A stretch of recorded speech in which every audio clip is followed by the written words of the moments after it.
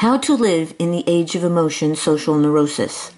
If the Enlightenment was called the Age of Reason, perhaps our own should be called the Age of Emotion, or better yet, maybe we should bring back that old word neurosis and call our age the Age of Neurosis.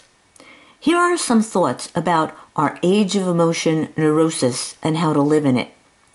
It was Karen Horney who stipulated it was anxiety that underlay neurosis. The neurotic's behavior can be explained as ways of allaying anxiety. When a sizable part of the American population do this, we can have a social neurosis, such as we are seeing today. Regarding the method of social self-inquiry that is needed in times of such social neurosis, it has been said it is the responsibility of the participants to be aware of their biases and assumptions, to sense them as largely generated socially, to share them verbally when that seems to enhance communications, and especially to experience the sensations that signal and accompany them. You see, consciousness, awareness, is always key in times of social neurosis.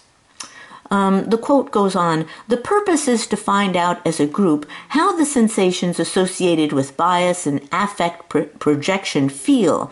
That is, what are the sensations associated with making other people and outside events responsible for our feelings. She makes me mad. I'm upset because my train was late." Through such proprioception, we are learning to become aware of our own projections and their power as a motivating factor in human interaction. Our concern is with the development of a fresh approach to social transformation and healing that can be realized on a broad scale. Then it goes on throughout this article, the word affect is used to denote feelings that has become attached to symbols and ideas. Now, of course, the bulk of the population in the neurotic age, such as our own, will never have the self-consciousness, become the awaring necessary to do this.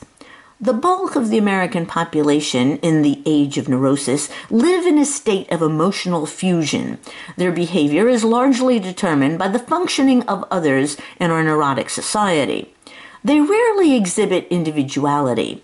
It is the intensity of their emotion that drive their behavior.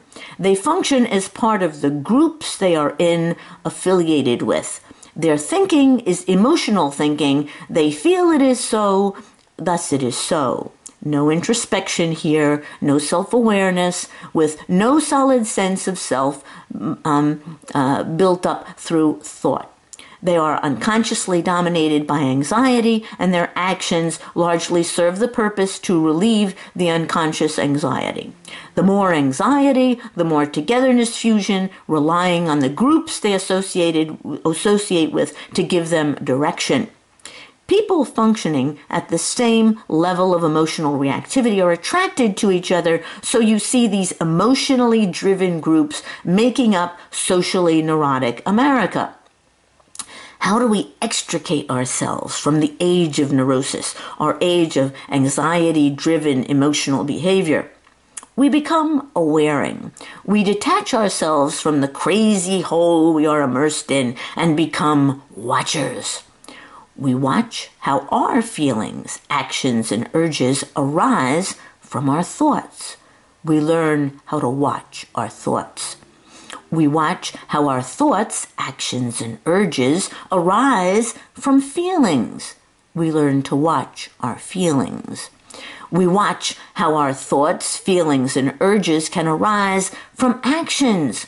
We learn to look at our actions. We watch how our thoughts, feelings, and actions can arise from urges. We learn to look at our urges. In this way, we detach ourselves from the crazy media, the crazy government, the crazy part of our population with its crazy thoughts and feelings and actions and urges that make up the social neurosis. And we become awaring, the watcher. Then, from our detached stance, we can ask ourselves what we want amidst this rampant social disorder, what we want for our own life.